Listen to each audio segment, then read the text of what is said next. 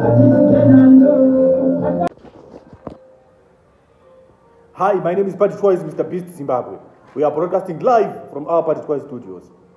Pano Paddytwice tinokudzai nyaya dzese dziri kuitika matwimano ose enyika nemumatwimano ose emasocial media. Tinge tichikukunzirai panapa. Hatimiri boys.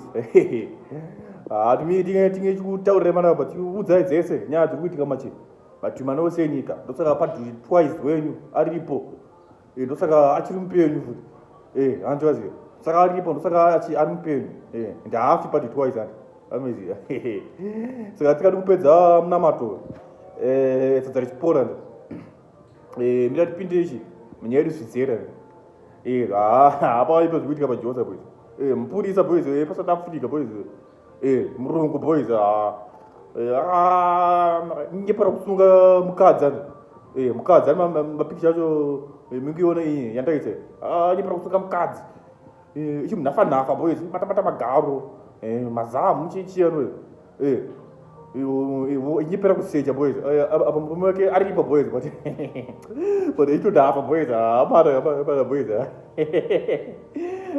Acha kuti ona Mukadzi rakabatana. Uri kudeu.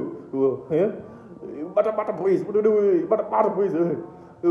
Ngepara kuti kuseja boys. Akwazi Mukadzi rati boys.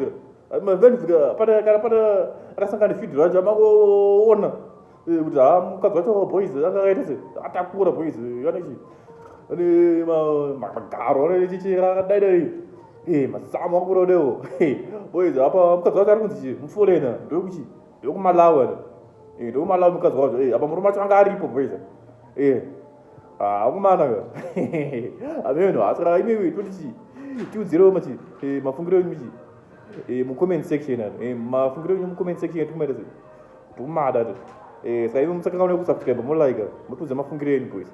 My name is Paddytwice, Mr. Beast Zimbabwe. I am signing out.